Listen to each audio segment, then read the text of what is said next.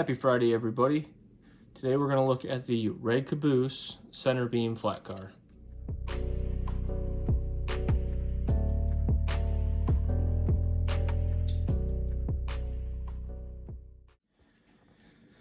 Okay, I'm going to jump into this review. I'm struggling with what to do with this, and it has prompted me to change the way I'm going to do my rolling stock reviews in the future.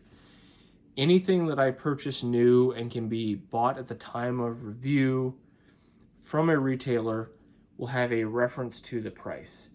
If I'm reviewing a piece of rolling stock that I have got used or picked up in a lot that I've really enjoyed, like the car that's in front of you, I am going to give my personal suggestion on how much I think that car is worth.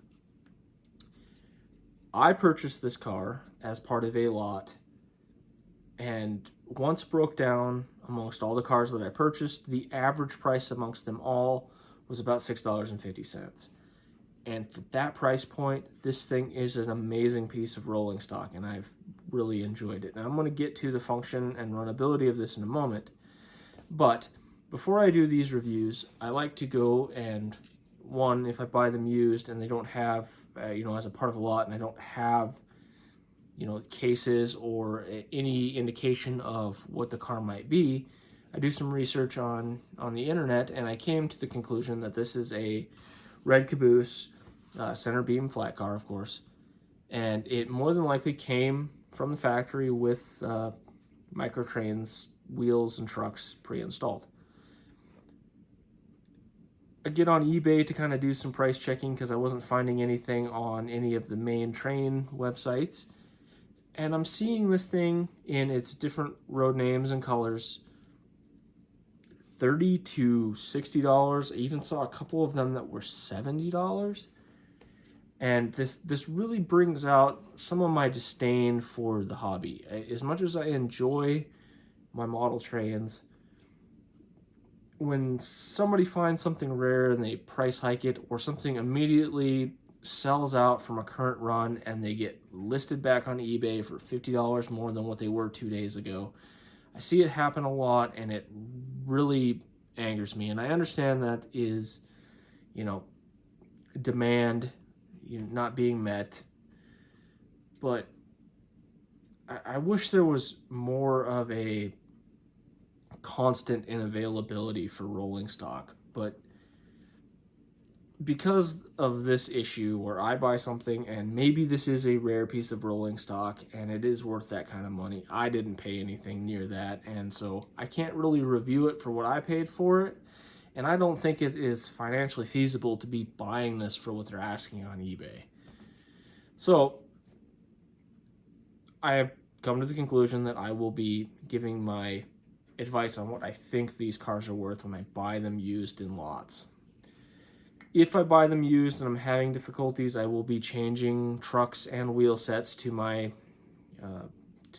until I get the car running the way I think it should run, and I will add that into the price, kind of like I have been doing in some of my older reviews. Anyway, we'll stray from that, and we're going to go ahead and take a look at this and talk about it. From the factory, it looked like it didn't come with any sort of load pre-installed. So the previous owner purchased this lumber, and honestly, really nice quality. It fits properly. It is, they attached it well, and on both sides of the car. The underbody has decent detail, and the truck sets are the long shank micro trains. I forget the number, 1015 style anyway, but the long shank. I'm not sure what's behind these, but in the, see if I can get the glare off of it there. There is relatively good detail on the frame, and you can read a lot of the words along the side. Everything's nice and crisp, and they did do a decent job for this being what I would consider a relatively budget piece of rolling stock, quality-wise. And that's kind of why I wanted to review this one. I have had excellent luck with the usability.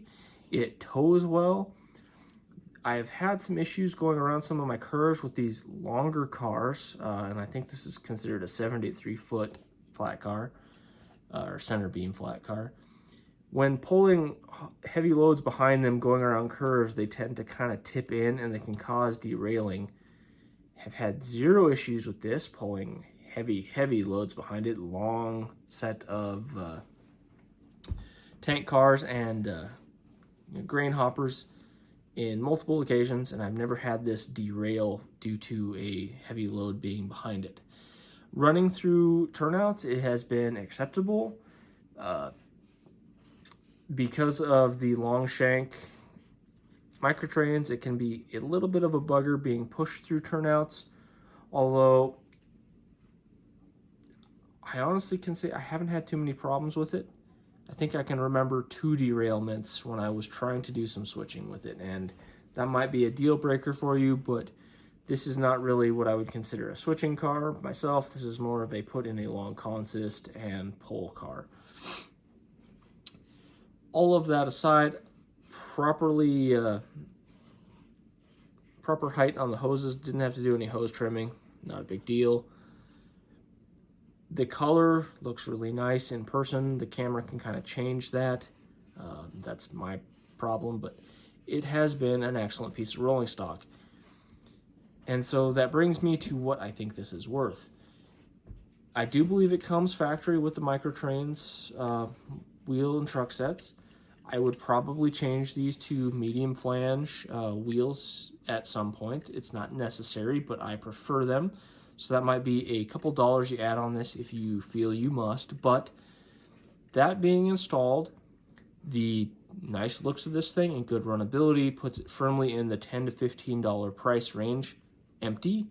And, you know, a good load of high quality like this one is are anywhere from $4 to $7 on eBay. So this is in my opinion, a $10 to $15 general deal car. Excellent deal at 10 to 15, and I wouldn't pay more than 20. That being said, it's been great for me, and I would highly recommend you picking one up if you can find it for the proper price point. All right, everybody, that's all I got for today, and I will see you this Sunday for the review. Bye now.